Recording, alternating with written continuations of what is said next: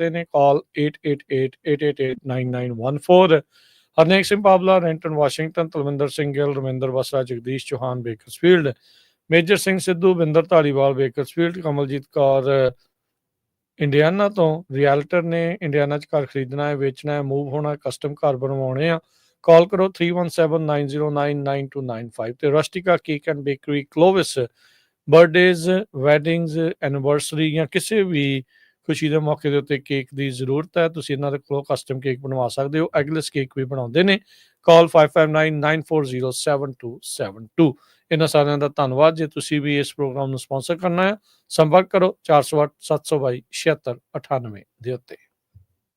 ਜੀ, ਅੱਜ ਸਾਡਾ ਟਰੱਕਿੰਗ ਦਾ ਪ੍ਰੋਗਰਾਮ ਹੁੰਦਾ। ਟਰੱਕਿੰਗ ਨਾਲ ਰਿਲੇਟਡ ਆਪਾਂ ਗੱਲਾਂ ਬਾਤਾਂ ਸਾਂਝੀਆਂ ਕਰਾਂਗੇ, ਪਲੱਸ ਤੁਹਾਡਾ ਕੁਐਸਚਨ ਵੀ ਕੋਈ ਹੋਇਆ ਟਰੱਕਿੰਗ ਨਾਲ ਰਿਲੇਟਡ ਤੁਸੀਂ ਕਾਲ ਕਰ ਸਕਦੇ ਹੋ 408-272-5200 ਦੇ ਉੱਤੇ 4082725200। ਅਸੀਂ ਕੋਸ਼ਿਸ਼ ਕਰ ਰਹੇ ਹਾਂ। ਰਮਨ ਢਿੱਲੋਂ ਜੀ ਸਾਡੇ ਜੁੜ ਗਏ ਨੇ ਆਪਣੇ ਨਾਲ, ਸੋ ਆਪਣੇ ਨਾਲ ਜੁੜ ਚੁੱਕੇ, ਸੋ ਉਹਨਾਂ ਨੂੰ ਜੀ ਆਇਆਂ ਨੂੰ ਆਖਦੇ ਹਾਂ। ਹਾਂਜੀ ਰਮਨ ਜੀ, ਜੀ ਆਇਆਂ ਨੂੰ ਸਵਾਗਤ ਹੈ। ਸਤਿ ਸ਼੍ਰੀ ਅਕਾਲ ਜੀ। ਸਤਿ ਸ਼੍ਰੀ ਅਕਾਲ ਜੀ ਸਾਰੇ ਸੁਣਨ ਵਾਲਿਆਂ ਨੂੰ ਪਿਆਰ ਭਰੀ ਸਤਿ ਸ਼੍ਰੀ ਅਕਾਲ ਜੀ। ਸਤਿ ਸ਼੍ਰੀ ਅਕਾਲ ਜੀ। ਸੋ ਦੋ ਚਾਰ ਖਬਰਾਂ ਜਿਹੜੀਆਂ ਮੇਨ ਹੈਡਲਾਈਨਸ ਉਹ ਆਪਾਂ ਤੁਹਾਡੇ ਨਾਲ ਸਾਂਝੀਆਂ ਕਰ ਲੈਂਦੇ ਆ। ਇਜ਼ਰਾਈਲ ਤੇ ਹਮਾਸ ਦੀ ਜਿਹੜੀ ਸੀਜ਼ ਫਾਇਰ ਆ, ਆਪਾਂ ਕੱਲ ਵੀ ਤੁਹਾਡੇ ਨਾਲ ਡਿਸਕਸ ਕੀਤੀ ਸੀ, ਹੋ ਗਈ ਸੀ, ਪਰ ਅੱਜ ਫਿਰ ਜੋ ਇਜ਼ਰਾਈਲ ਵਾਲਿਆਂ ਨੇ ਗਾਜ਼ਾ ਏਰੀਆ ਆ ਉੱਥੇ ਬੰਬਾਰਡਮੈਂਟ ਕੀਤੀ, ਜਿਹਦੇ ਨਾਲ 77 ਲੋਕਾਂ ਦੀ ਮੌਤ ਹੋ ਗਈ, ਜਿਹਦੇ ਵਿੱਚ 21 ਬੱਚੇ 25 ਬੀਬੀਆਂ ਸੀਗੀਆਂ। ਜੀ ਬਿਲਕੁਲ। ਮਾਈਕ ਜੌਨਸਨ ਜਿਹੜੇ ਹਾਊਸ ਦੇ ਸਪੀਕਰ ਆ, ਉਹਨਾਂ ਨੇ Republican chair of house intelligence committee ਉਹਨਾਂ ਨੂੰ ਜਿਹੜਾ ਉਹਨਾਂ ਦੇ ਅਹੁਦੇ ਤੋਂ ਲਾ ਦਿੱਤਾ ਹੈ। ਮਾਈਕ ਟਰਨਰ ਇਸ ਟਾਈਮ ਇਹ ਸੇਵਾਵਾਂ ਜਿਹੜੀਆਂ ਉਹ ਪਹਿਲੋਂ ਨਿਭਾ ਰਹੇ ਸੀਗੇ, ਤੇ ਵਾਈਲ ਕਹਿੰਦੇ ਵੀ ਸਪੀਕਰ ਦੇ ਕੋਲ ਅਥਾਰਟੀ ਹੁੰਦੀ ਆ, ਹਟਾ ਸਕਦੇ ਆ, ਉਹ ਰੱਖ ਸਕਦੇ ਹੈਗੇ ਆ। ਤੇ ਡੋਨਲਡ ਟਰੰਪ ਉਹਨਾਂ ਦੀ ਸਹੁੰ ਚੁੱਕ ਸਮਾਗਮ ਤੋਂ ਕੁਝ ਚਿਰ ਪਹਿਲਾਂ ਹੀ ਜਿਹੜਾ ਆ ਇਹਨਾਂ ਨੇ ਇਸ ਕੰਮ ਨੂੰ ਜਿਹੜਾ ਉਹ ਲਿਆਂਦਾ ਹੈਗਾ ਆ। ਸੋ ਸਪੀਕਰ ਨੇ ਜਿਹੜਾ ਇਹ ਡਿਨਾਈ ਕੀਤਾ ਵੀ ਪ੍ਰੈਜ਼ੀਡੈਂਟ ਨੇ ਇਹਨਾਂ ਨੂੰ ਲਾਉਣ ਦੀ ਜਿਹੜੀ ਉਹ ਗੱਲ ਆਖੀ ਸੀਗੀ, ਕਹਿੰਦੇ ਵੀ ਪ੍ਰੈਜ਼ੀਡੈਂਟ ਟਰੰਪ ਦਾ ਡਿਸੀਜਨ ਨਹੀਂ, ਇਹ ਹਾਊਸ ਦਾ ਡਿਸੀਜਨ ਹੈਗਾ ਆ। ਤੇ ਜਿਹੜੇ ਚੇਅਰਮੈਨ ਰਹੇ ਆ ਇਸ ਹਾਊਸ ਇੰਟੈਲੀਜੈਂਸ ਕਮੇਟੀ ਦੇ ਮਾਈਕ ਜੌਨਸਨ, ਉਹਨਾਂ ਨੂੰ ਹੁਣ ਲਾਂਭੇ ਕਰ ਦਿੱਤਾ ਗਿਆ ਹੈਗਾ ਆ। ਸੋ ਇਹ ਜਿਹੜੇ ਟਰਨਰ ਆ ਜਿਨ੍ਹਾਂ ਨੂੰ ਲਾਇਆ ਗਿਆ, ਉਹ ਕਹਿੰਦੇ ਵੀ ਉਹ ਬਹੁਤ ਪ੍ਰਾਊਡ ਨੇ, ਉਹਨਾਂ ਨੇ ਐਜ਼ ਏ ਚੇਅਰ ਇਸ ਕਮੇਟੀ ਦੀ ਜਿਹੜੀਆਂ ਸੇਵਾਵਾਂ ਨਿਭਾਈਆਂ ਹੈਗੀਆਂ।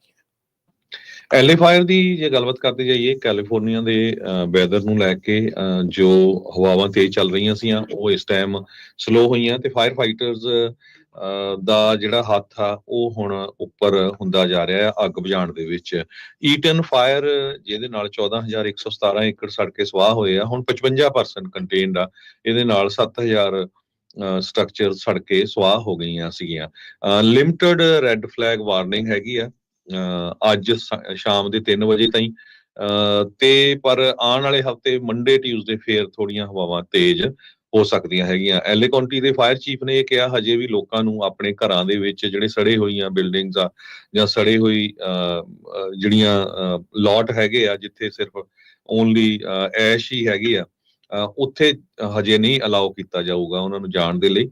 ਮੇ ਵੀ ਕਹਿੰਦੇ 1 ਤੋਂ 2 ਵੀਕ ਜੋ ਆ ਲੱਗ ਜਾਊਗੇ। ਪ੍ਰਾਈਸ ਗੌਜਿੰਗ ਹਜੇ ਵੀ ਬੜੀ ਵੱਡੀ ਪ੍ਰੋਬਲਮ ਉੱਥੇ ਚੱਲ ਰਹੀ ਹੈਗੀ ਆ। ਐਲਏ ਦੇ ਮੇਅਰ ਨੇ ਇਹ ਕਿਹਾ ਆ ਵੀ ਸਭ ਤੋਂ ਵੱਧ ਸਾਡੀ ਪ੍ਰਾਇੋਰਟੀ ਹੁਣ ਇਹਦੇ ਉੱਤੇ ਹੋਊਗੀ ਵੀ ਜਿਹੜੇ ਲੋਕ ਪ੍ਰਾਈਸ ਗੌਜਿੰਗ ਕਰ ਰਹੇ ਆ ਉਹਨਾਂ ਨੂੰ ਕਿਸ ਤਰ੍ਹਾਂ ਕੰਟਰੋਲ ਕੀਤਾ ਜਾਵੇ। ਜਿਹੜੇ ਉੱਥੋਂ ਦੇ ਔਰੰਜ ਕਾਉਂਟੀ ਦੇ ਐਲਏ ਕਾਉਂਟੀ ਦੇ ਜਿਹੜੇ ਡਿਸਟ੍ਰਿਕਟ ਅਟਰਨੀ, ਉਹਨਾਂ ਨੇ ਕਿਹਾ ਵੀ ਇਕੱਲਾ ਤੁਹਾਨੂੰ ਅਸੀਂ ਕ੍ਰਿਮੀਨਲ ਪੈਨਲਟੀਜ਼ ਹੀ ਨਹੀਂ, ਸਿਵਲ ਪੈਨਲਟੀਜ਼ ਵੀ ਪਾਉਣੀਆਂ, ਤੇ ਤੁਹਾਡਾ ਨਾਮ ਜਿਹੜਾ ਕੰਪਨੀਆਂ ਦਾ ਉਹ ਨਸ਼ਰ ਕੀਤਾ ਜਾਊਗਾ, ਤੁਹਾਨੂੰ ਪਬਲਿਕਲੀ ਜਿਹੜਾ ਉਹ ਸ਼ੇਮ ਵੀ ਕੀਤਾ ਜਾਊਗਾ ਜਿਹੜੇ ਵੀ ਪ੍ਰਾਈਸ ਗੌਜਿੰਗ ਕਰਦੇ ਆ। ਕੈਲੀਫੋਰਨੀਆ ਦੇ ਕਾਨੂੰਨ ਦੇ ਤਹਿਤ 10% ਤੋਂ ਵੱਧ ਜਿਹੜੀ ਆ ਉਹ ਕੀਮਤਾਂ ਨਹੀਂ ਵਧਾਈਆਂ ਜਾ ਸਕਦੀਆਂ, ਪਰ ਕਈ ਲੋਕ ਆਪਾਂ ਦੇਖਿਆ ਆ ਵੀ ਇਸ ਤੋਂ ਵੱਧ ਜਿਹੜਾ ਪਾਰ ਚਲੇ ਜਾਂਦੇ ਆ। ਉਧਰ ਗਵਰਨਰ ਹੁਣਾਂ ਨੇ ਜਿਹੜੀਆਂ ਸੜੀਆਂ ਹੋਈਆਂ ਪ੍ਰਾਪਰਟੀਜ਼ ਵੇਚਣ ਦੇ ਉੱਤੇ ਹਾਲ ਦੀ ਘੜੀ ਬੈਨ ਇਸ ਗੱਲੋਂ ਲਾ ਦਿੱਤਾ, ਕਹਿੰਦੇ ਵੀ ਜਿਹੜੇ ਲਤਾੜੇ ਹੋਏ ਲੋਕ ਆ, ਇਹ ਨਾ ਹੋਵੇ ਵੀ ਬਹੁਤ ਘੱਟ ਪ੍ਰਾਈਸਾਂ ਦੇ ਉੱਤੇ ਉਹ ਆਪਣੇ ਘਰ ਵੇਚਣੇ ਸ਼ੁਰੂ ਕਰ ਦੇਣ ਤੇ ਉਹਨਾਂ ਨੂੰ ਬਾਅਦ ਦੇ ਵਿੱਚ ਕੁਝ ਵੀ ਪੱਲੇ ਨਾ ਪਵੇ। ਉਧਰ ਗਵਰਨਰ ਨਿਊਸਮ ਨੇ ਇੱਕ ਹੋਰ ਐਗਜ਼ੈਕਟਿਵ ਆਰਡਰ ਜਿਹੜਾ ਉਹ ਸਾਈਨ ਕਰ ਦਿੱਤਾ, ਕਹਿੰਦੇ ਵੀ ਟੈਂਪਰੇਰੀ ਹਾਊਸਿੰਗ ਕ੍ਰੀਏਸ਼ਨ ਐਲਏ ਦੇ ਫਾਇਰ ਵਿਕਟਮਸ ਦੇ ਲਈ, ਜਿਸ ਦੇ ਨਾਲ ਤੇਜ਼ੀ ਦੇ ਨਾਲ ਬਣਾਈ ਜਾ ਸਕਦੀ ਹੈਗੀ ਆ। $2.5 ਬਿਲੀਅਨ ਇਹਨਾਂ ਨੇ ਆਲਰੇਡੀ ਇਸ ਅੱਗਾਂ ਨੂੰ ਬੁਝਾਉਣ ਦੇ ਲਈ ਜਿਹੜਾ ਵਰਤਿਆ ਆ। ਫੈਡਰਲ ਫੰਡਿੰਗ ਮਿਲੂਗੀ ਨਹੀਂ ਮਿਲੂਗੀ, ਟਰੰਪ ਉਹਨਾਂ ਦੇ ਨਾਲ ਇਹਨਾਂ ਦਾ ਪੇਚਾ ਪਿਆ ਰਹਿੰਦਾ ਆ। ਸੋ ਲੈਟਸ ਸੀ ਕੀ ਜਿਹੜਾ ਇਸ ਚੀਜ਼ ਦੇ ਵਿੱਚ ਬਣਦਾ ਆ। ਪਰ ਟਰੰਪ ਉਹਨਾਂ ਨੂੰ ਵੀ ਸੋਚਣਾ ਚਾਹੀਦਾ ਵੀ ਭਾਈ ਚਾਹੇ ਇਹ ਕੈਲੀਫੋਰਨੀਆ ਦੇ ਵਿੱਚ ਡੈਮੋਕ੍ਰੇਟ ਮੈਜੋਰਟੀ 'ਚ ਆ, ਪਰ ਜਿੱਦਾਂ ਵੀ ਆ ਹੈਗੇ ਅਮਰੀਕਨਸ ਆ, ਮਦਦ ਦੀ ਇਸ ਟਾਈਮ ਉਹਨਾਂ ਨੂੰ ਲੋੜ ਜ਼ਰੂਰੀ ਹੈਗੀ ਆ ਜੀ। ਤੇ ਹਰਜੋਤ ਸਿੰਘ ਜੀ, ਰਮਨ ਜੀ, ਹੁਣ ਆਪਾਂ ਜਿਹੜਾ ਆ ਟਰੱਕਿੰਗ ਵਾਲੇ ਪਾਸੇ ਨੂੰ ਵੱਧਦੇ ਆ। ਕੀ ਕੁਛ ਜਿਹੜਾ ਉਹ ਚੱਲ ਰਿਹਾ ਆ ਉਸ ਬਾਰੇ ਚਰਚਾਵਾਂ ਜਿਹੜੀਆਂ ਆ ਉਹ ਆਪਾਂ ਕਰਦੇ ਆ। ਸੋ ਕਾਰਬ, ਰਮਨ ਜੀ, ਉਹਨਾਂ ਨੇ ਜਿਹੜਾ ਡੀਜ਼ਲ ਬੈਨ ਲਾਉਣਾ ਸੀਗਾ ਉਸ ਤੋਂ ਹੱਥ ਪਿੱਛੇ ਖਿੱਚ ਲਏ ਨੇ। ਬਿਲਕੁਲ ਰਾਜਕਰਨ, ਇਹਨੂੰ ਮੰਨਿਆ ਜਾ ਰਿਹਾ effective death of advance clean truck rule ਜਿਹੜੀ ਆ, ਜਿਹਦੇ ਵਿੱਚ ਕਿ ਜਿਹੜੇ ਡੀਜ਼ਲ ਟਰੱਕ ਦੀ ਸੇਲਸ ਦਾ ਬੈਨ ਹੈਗਾ ਆ ਪ੍ਰੀਟੀ ਮੱਚ ਉਹ ਜਾਂਦਾ ਲੱਗਾ ਹੈਗਾ। ਕੱਲ ਸਾਰਾ ਦਿਨ ਇਸੇ ਚੀਜ਼ 'ਚ ਨਿਕਲਿਆ ਕਿ ਇਹ ਜਿਹੜਾ ਇਹਨਾਂ ਨੇ ਆਊਟ ਕੀਤਾ ਜਾਂ ਵਿਡਰਾ ਕੀਤਾ ਆ, ਇਹਦਾ ਕੀ ਇਫੈਕਟ ਕਿਹੜੇ ਲਾਅ ਤੇ ਕਿੱਥੋਂ ਕਿੱਥੇ ਕੀ ਇਫੈਕਟ ਪਊਗਾ। ਸੋ ਲਿਟਰਲੀ ਇਸ ਵੇਲੇ ਪੂਰਾ ਕਲੀਅਰ ਨਹੀਂ ਹੈਗਾ, ਪਰ ਇੰਨਾ ਹੈਗਾ ਕਿ ਜਿਹੜਾ ACT ਰੂਲ ਹੈਗਾ, ਟਰੱਕ ਰੂਲ ਹੈਗਾ ਜਾਂ ਕਲੀਨ ਟਰੱਕ ਚੈੱਕ ਪ੍ਰੋਗਰਾਮ ਹੈਗਾ, ਉਹ ਸਰਵਾਈਵ ਕਰ ਗਿਆ ਆ। ਪਰ ਜਿਹੜੇ ਹੋਰ ਕਈ ਜਿਹੜੇ ਸੀਗੇ ਕਿ ਜਿਹੜੇ ਬੈਨ ਹੋ ਰਹੇ ਸੀਗੇ ਕਿ ਡੀਜ਼ਲ ਟਰੱਕ ਬਾਈ ਨਹੀਂ ਕਰ ਸਕਦੇ, ਇੰਨੇ ਇਲੈਕਟ੍ਰਿਕ ਵੇਚਣੇ ਆ ਤਾਂ ਡੀਜ਼ਲ ਬਾਈ ਹੋਣਾ, ਜਾਂ ਉਹ ਰੂਲ ਜਿਹੜੇ ਆ ਉਹ ਬੇਸਿਕਲੀ ਸਟ੍ਰਕ ਡਾਊਨ ਹੋ ਜਾਣਗੇ। ਠੀਕ ਹੈ, ਆਸ ਆ। ਬਾਕੀ ਅੱਗੇ ਜਿਹੜਾ ਟਾਈਮ ਆਉਣਾ ਆ ਉਹਦੇ ਵਿੱਚ ਇਹ ਚੀਜ਼ਾਂ ਦਾ ਪਤਾ ਲੱਗੂਗਾ ਕਿ ਕਿੱਥੇ ਜਾ ਕੇ ਟਿਕਦੀਆਂ ਹੈਗੀਆਂ। ਪਰ ਬਹੁਤ ਕਾਲਸ ਆ ਰਹੀਆਂ ਹੈਗੀਆਂ ਕਿ ਕੀ ਇਹਦੇ ਨਾਲ ਸਾਰਾ ਕੁਝ ਹੀ ਇੱਕਦਮ ਖਤਮ ਹੋ ਗਿਆ। ਇਹ ਬਿਲਕੁਲ ਸਹੀ ਨਹੀਂ ਹੈਗਾ। ਸਾਰਾ ਕੁਝ ਨਹੀਂ ਖਤਮ ਹੋਇਆ, ਲੇਕਿਨ ਅੱਗੇ ਆਉਣ ਵਾਲੇ ਜਿਹੜੇ ਰੂਲਸ ਆ, ਇਹ ਮੈਂ ਜੇ ਸਮਝਾ ਦਿਆਂ ਕਿ ਇਹ ਜਿਹੜੀ ਚੀਜ਼ ਸੀਗੀ ਇਹ ਕੀ ਆ, ਜਿਹੜੀ ਕਿ ਕੈਲੀਫੋਰਨੀਆ ਨੇ, ਜਿਹੜੀ ਕਾਰਬ ਹੈਗੀ ਆ ਕੈਲੀਫੋਰਨੀਆ 에ਅਰ ਰਿਸੋਰਸ ਬੋਰਡ, ਇਹਨੇ ਜਿਹੜੀ ਹੈਗੀ ਆ EPA ਜਿਹੜੀ ਆ ਜੀ, EPA ਸਾਰੇ ਅਮਰੀਕਾ ਦੇ ਵਿੱਚ ਜਿਹੜਾ ਆ ਇਹ ਮਤਲਬ ਕਿ ਐਮਿਸ਼ਨਸ ਦੇ ਕਾਨੂੰਨ ਬਣਾਉਂਦੀ ਆ, ਸਟੈਂਡਰਡਸ ਬਣਾਉਂਦੀ ਆ। ਕਾਰਬ ਜਿਹੜੀ ਆ ਉਹ ਕੈਲੀਫੋਰਨੀਆ ਦੇ ਵਿੱਚ ਲਾਗੂ ਕਰਦੀ ਆ। ਕਾਰਬ ਨੇ EPA ਨੂੰ ਜਿਹੜੀ ਆ ਐਪਲੀਕੇਸ਼ਨ ਪਾਈ ਸੀ, ਜਾਂ ਉਹਨਾਂ ਨੇ ਆਪਣਾ ਉਹ ਜਿਹੜੀ ਪਟੀਸ਼ਨ ਪਾਈ ਸੀਗੀ ਕਿ ਸਾਨੂੰ ਜਿਹੜੇ ਡੀਜ਼ਲ ਟਰੱਕ ਬੈਨ ਤੇ ਹੋਰ 3 ਜਿਹੜੇ ਕਲੀਨ 에ਅਰ ਰੂਲ ਹੈਗੇ ਆ, ਉਹ ਸਾਨੂੰ ਉਹ ਤੋਂ ਐਗਜ਼ੈਂਪਟ ਕੀਤਾ ਜਾਵੇ ਕਿ ਅਸੀਂ ਸਟ੍ਰਿਕਟ ਰੂਲ ਜਿਹੜੇ ਆ, ਸਖਤ ਹੋਰ ਰੂਲ ਫੈਡਰਲ ਨਾਲੋਂ ਉਹ ਲਾਗੂ ਕਰ ਸਕਦੇ। ਐਮਿਸ਼ਨਸ ਦੇ ਸਟੈਂਡਰਡ ਜ਼ਿਆਦਾ ਸਟਰੋਂਗ ਬਣਾਉਣਾ ਚਾਹੁੰਦੇ ਆ। ਯੈਸ, ਸੋ ਬੇਸਿਕਲੀ ਉਹਨਾਂ ਨੇ ਉਹ ਤੋਂ ਵੇਵਰ ਮੰਗਿਆ ਸੀਗਾ, ਜਿਹੜੇ ਫੈਡਰਲ ਰੂਲ ਹੈਗਾ ਉਹ ਤੋਂ ਵੇਵਰ ਮੰਗਿਆ ਸੀ ਕਿ ਜੇ ਫੈਡਰਲ ਰੂਲ ਕਹਿੰਦਾ ਹੈ ਵੀ 50% ਚਾਹੀਦਾ ਤੇ ਅਸੀਂ 100% ਤੱਕ ਕਰ ਸਕੀਏ ਸਰਟਨ ਈਅਰ ਤੱਕ। ਉਹ ਜਿਹੜੇ ਡੀਜ਼ਲ ਟਰੱਕ ਬੈਨ ਤੇ 3 ਜਿਹੜੇ ਹੋਰ ਰੂਲ ਸੀਗੇ, ਉਹਨਾਂ ਦੇ ਵੇਵਰ ਜਿਹੜੇ ਆ ਉਹ ਉਹਨਾਂ ਨੇ ਪੁੱਲ ਆਊਟ ਕਰ ਲਿਆ, ਜਾਂ ਕਿ ਉਹ ਅਬੈਂਡਨ ਕਰਤੇ ਆ, ਛੱਡਤੇ ਆ, ਉਹਨਾਂ ਨੂੰ ਮਤਲਬ ਕਿ ਖਤਮ ਕਰਤਾ ਵੀ ਅਸੀਂ ਨਹੀਂ ਹੁਣ ਵੇਵਰ ਨਹੀਂ ਮੰਗ ਰਹੇ। ਸੋ ਗੱਲ ਇਹ ਹੋਈ ਆ ਕਿ ਜਿਹੜੇ ਹੁਣ ਤੱਕ ਰੂਲ ਬਣੇ ਹੈਗੇ ਆ ਉਹ ਇਨਫੋਰਸਮੈਂਟ ਉਹਨਾਂ ਦੀ ਹੈਗੀ ਆ। ਉਹਦੇ ਵਿੱਚ ਮੇਨ ਇਸ ਵੇਲੇ ਹੈਗਾ clean truck check program, CTC program, ਜਿਹੜਾ ਕਿ ਸਮੋਕ ਚੈੱਕ ਵਾਲਾ ਹੈਗਾ, ਉਹ ਇਨਫੋਰਸ ਹੈਗਾ। ਸੋ ਉਹਦੇ ਲਈ ਤੁਸੀਂ ਜਿਹੜੇ ਤੁਹਾਡੇ ਟਰੱਕਸ ਹੈਗੇ ਆ, ਉਹਨਾਂ ਦੇ ਜਿਹੜੀ ਤੁਸੀਂ ਕਰਨੀ ਹੈਗੀ ਸਮੋਕ ਚੈੱਕ ਕਰਨੇ ਹੈਗੇ ਆ, ਉਹ ਉਵੇਂ ਦੇ ਉਵੇਂ ਹੀ ਜਾਰੀ ਰਹਿਣਗੇ। ਤੁਹਾਡਾ ਜਿਹੜਾ ਸਮੋਕ ਚੈੱਕ ਹੈਗਾ, ਇਹ ਵੀ ਬਹੁਤ ਕੁਐਸਚਨ ਆਉਂਦਾ ਕਿ ਸਾਡਾ ਸਮੋਕ ਚੈੱਕ ਕਦੋਂ ਡਿਊ ਹੈਗਾ। ਮੋਸਟਲੀ ਜਿਹੜੇ ਸਮੋਕ ਚੈੱਕ ਹੈਗੇ ਆ ਉਹ ਡਿਊ ਹੈਗੇ ਜਦੋਂ ਤੁਹਾਡੀਆਂ ਪਲੇਟਾਂ ਡਿਊ ਹੈਗੀਆਂ, ਉਸ ਤੋਂ ਪਹਿਲਾਂ 90 ਡੇਜ਼ ਪਹਿਲਾਂ ਤੁਸੀਂ ਕਰਾ ਸਕਦੇ ਆ। ਸੋ ਜੇ ਤੁਸੀਂ ਸਮੋਕ ਚੈੱਕ ਨਹੀਂ ਕਰਵਾਉਂਦੇ ਤਾਂ ਪਲੇਟਾਂ ਜਿਹੜੀਆਂ ਉਹ ਰਿਨਿਊ ਨਹੀਂ ਹੁੰਦੀਆਂ DMV ਦੇ ਨਾਲ। ਜਿੱਦਾਂ ਆਪਣੀ ਕਾਰਾਂ ਦਾ ਸਿਸਟਮ ਸੀਗਾ ਉਵੇਂ ਦਾ ਸਿਸਟਮ ਹੀ ਜਿਹੜਾ ਆ ਟਰੱਕਾਂ ਦਾ ਹੋ ਗਿਆ।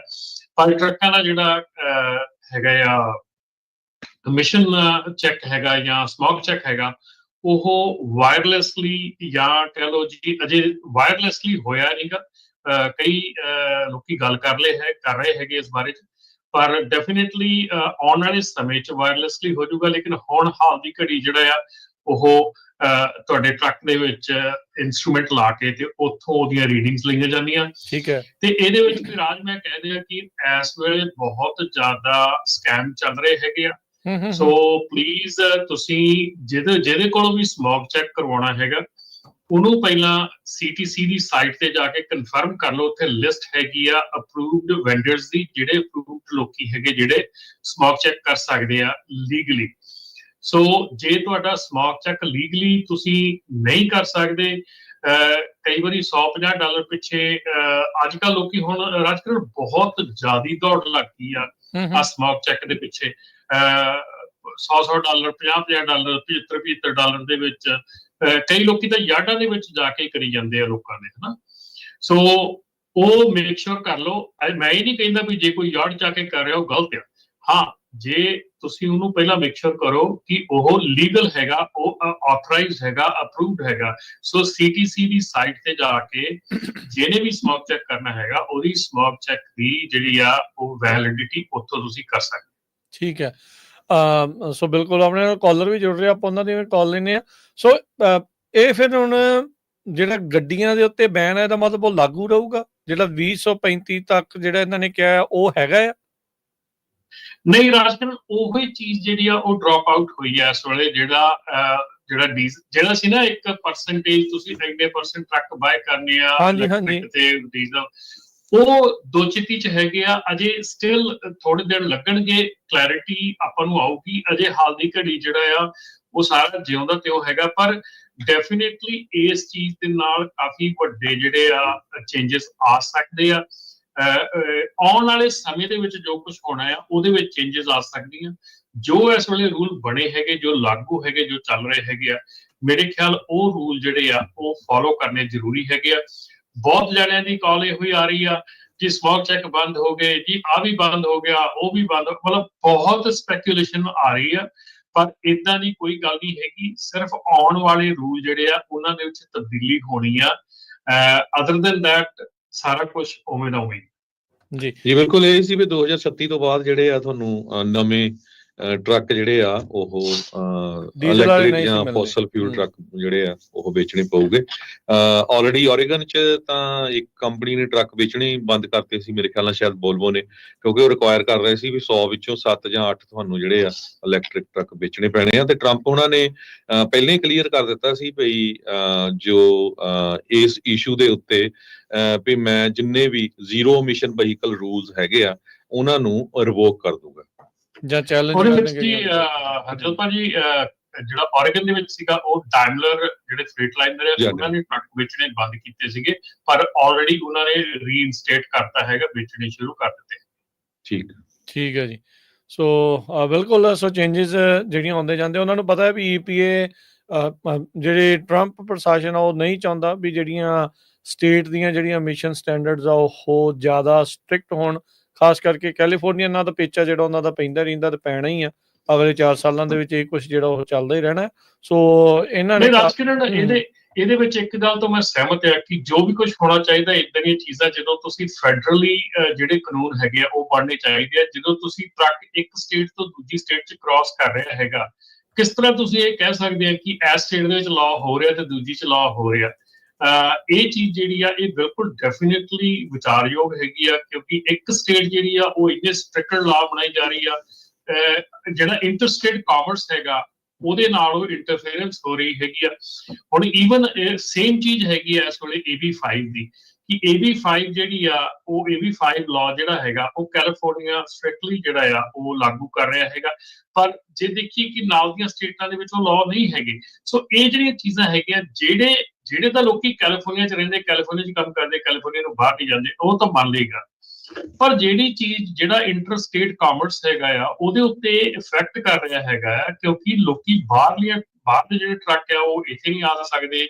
ਇੱਥੋਂ ਦੇ ਜਿਹੜੇ ਲੋਕੀ ਆ ਜੇ ਇੱਥੋਂ ਦੇ ਨੂੰ ਹਾਇਰ ਕਰਦੇ ਆ ਤੇ ਤੁਹਾਨੂੰ ਇੱਥੋਂ ਦੇ ਰੂਲ ਫੋਲੋ ਕਰਨੇ 'ਚ ਪੈਂਦੇ ਆ, ਚਾਹੇ ਹੋਰ ਕਿਸੇ ਸਟੇਟ 'ਚ ਵੀ ਰਹਿਣੇ ਆ। ਸੋ ਬਹੁਤ ਜ਼ਿਆਦਾ ਕੰਪਲੀਕੇਸ਼ਨ ਜਿਹੜੀ ਹੈਗੀ ਆ ਇਹ ਜਿਹੜੀ ਸਟੇਟ ਰੂਲਸ ਤੇ ਫੈਡਰਲ ਰੂਲਸ ਦੇ ਵਿੱਚ, ਇਸੇ ਕਰਕੇ ਜਿਹੜੀਆਂ ਬਹੁਤ ਕੰਪਨੀਆਂ ਹੈਗੀਆਂ ਜਿਹੜੀਆਂ ਮੂਵ ਆਊਟ ਕਰਦੀਆਂ ਹੈਗੀਆਂ ਟੂ ਅਨਦਰ ਸਟੇਟਸ, ਥਿੰਕਿੰਗ ਕਿ ਆਪਾਂ ਕੈਲੀਫੋਰਨੀਆ ਦੇ ਲਾਅ ਨਹੀਂ ਫੋਲੋ ਕਰਾਂਗੇ। ਪਰ ਜੇ ਤੁਸੀਂ ਕੈਲੀਫੋਰਨੀਆ 'ਚ ਬਿਜ਼ਨਸ ਕਰਦੇ ਆ ਜਾਂ ਕੈਲੀਫੋਰਨੀਆ ਦਾ EMPLOYEE ਜਾਂ ਓਨਰ ਆਪਰੇਟਰ ਹਾਇਰ ਕਰਦੇ ਆ, then you have to follow the California law।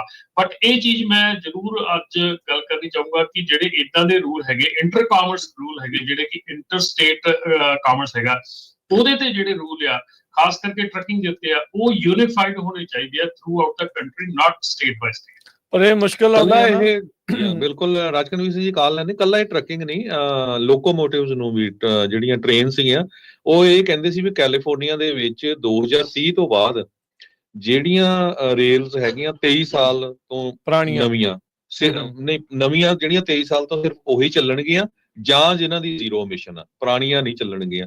ਸੋ ਹੁਣ ਉਹਦੇ ਤੇ ਕਿੰਨਾ ਖਰਚਾ ਆਣਾ, ਤੇ ਉਹ ਰੇਲ ਰੋਡ ਵਾਲੇ ਜਿਹੜੇ ਆ ਉਹ ਕਹਿੰਦੇ ਵੀ ਇੰਜਨ ਬਦਲਿਆ ਕਰਨਗੇ ਨਾ ਔਰੇਗਨ ਤੇ ਬਾਰਡਰ ਦੇ ਉੱਤੇ ਆ ਕੇ, ਇੱਥੇ ਵੱਖਰਾ ਰੱਖਿਆ ਕਰਨਾ ਤੇ ਅੱਗੇ ਜਿਹੜਾ ਉਹ ਰੱਖਣੇ ਵੀ 4-4 5-5 ਪੈਣੇ ਆ।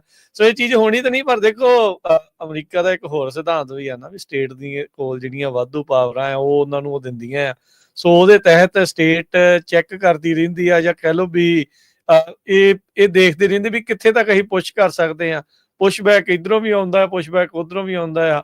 ਹੁਣ ਫੈਡਰਲ ਮਿਨੀਮਮ ਵੇਜ ਦੀ ਦੇਖ ਲਓ ਹਰਜੋਤ ਜੀ, ਰਮਨ ਜੀ, ਵੀ ਹਾਸੇ ਵਾਲੀ ਗੱਲ ਆ, $7.25 ਆ ਫੈਡਰਲ ਮਿਨੀਮਮ ਵੇਜ। ਅੱਜ ਦੇ ਜ਼ਮਾਨੇ 'ਚ ਕਿਹੜਾ ਸਸਤੇ ਤੋਂ ਸਸਤੇ ਦੇ ਥਾਂ ਦੇ ਉੱਤੇ ਜਾ ਕੇ ਵੀ ਤੁਸੀਂ $7.25 ਦੇ ਨਾਲ ਗੁਜ਼ਾਰਾ ਕਰ ਸਕਦੇ ਆ। ਸੋ ਸਟੇਟਾਂ ਨੇ, ਕਾਉਂਟੀਜ਼ ਨੇ, ਸਿਟੀਜ਼ ਨੇ ਆਪਣੇ ਪੱਧਰ ਦੇ ਉੱਤੇ ਇਦਾਂ ਦੀਆਂ ਜਿਹੜੀਆਂ ਚੀਜ਼ਾਂ ਜਿਹੜੀਆਂ ਉਹ ਕੀਤੀਆਂ ਹੈਗੀਆਂ।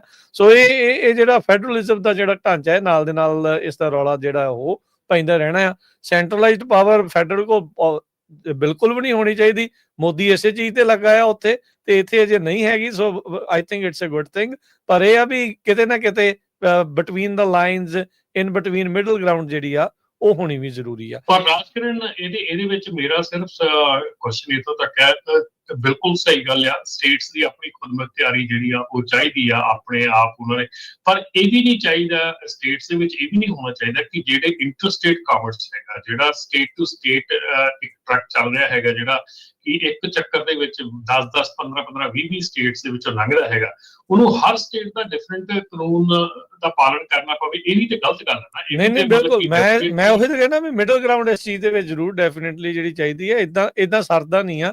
ਹੁਣ ਨਿਊ ਜਰਸੀ ਆ ਜਾਂਦਾ, ਨਿਊ ਜਰਸੀ ਦੇ ਇੰਸ਼ੋਰੈਂਸ ਲਾ ਦੇ ਨਾਲ ਸਾਰੇ ਪਾਸੇ ਹੀ ਉਹਦਾ ਵੀ ਰੌਲਾ ਪੈਣਾ ਸਹੀ ਥੋੜੀ ਹੈ। ਬਿਲਕੁਲ।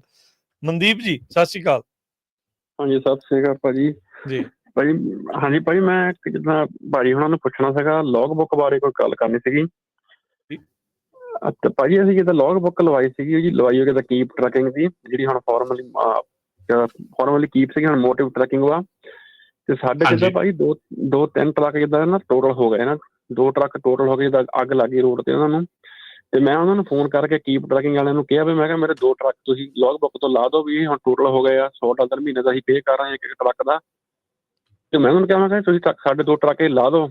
ਉਹ ਕਹਿੰਦੇ ਅਸੀਂ ਟਰੱਕ ਸਾਡੇ ਲਾ ਨਹੀਂ ਸਕਦੇ, ਤੁਸੀਂ ਅੰਡਰ ਕਾਂਟਰੈਕਟ ਆ। ਮੈਂ ਕਿਹਾ ਜੀ ਅਸੀਂ ਤਾਂ ਤੁਹਾਨੂੰ ਕਾਂਟਰੈਕਟ ਕੀਤਾ ਹੀ ਨਹੀਂ, ਕੋਈ ਕਦੇ ਵੀ ਨਹੀਂ ਕੀਤਾ, ਤੇ ਤੁਸੀਂ ਕਿੱਦਾਂ ਕਹਿੰਦੇ? ਕਹਿੰਦਾ ਨਹੀਂ, ਇਹ ਕਹਿੰਦਾ ਐਵਰੀ ਈਅਰ ਆਪਣੇ ਆਪ ਆਟੋ ਜਿੱਦਾਂ ਰਿਨਿਊ ਹੋ ਜਾਂਦਾ, ਤੇ ਇਹ ਨਹੀਂ ਲਾ ਸਕਦੇ ਸਾਡੇ ਹਜੇ ਤਾਂ। ਮੰਨ ਲਓ ਮੈਂ ਅਕਤੂਬਰ ਤੋਂ ਉਹਨਾਂ ਨੂੰ ਕਾਲਾਂ ਕਰਨ ਲੱਗਾ ਨਾ ਵੀ ਲਾ ਦਿਓ। ਜਦੋਂ ਜਨਵਰੀ ਚੜ੍ਹ ਗਿਆ ਉਹ ਕਹਿੰਦੇ ਜੀ ਅਸੀਂ ਨਹੀਂ ਅਸੀਂ ਲਾ ਹੀ ਨਹੀਂ ਸਕਦੇ, ਤੁਸੀਂ ਜਿੰਨਾ ਰੈਸਟ ਆਫ ਰਹਿੰਦਾ ਜਿਹੜਾ ਉਹਦਾ ਪੇ ਕਰ ਦਿਓ ਤੇ ਦੈਟਸ ਇਟ।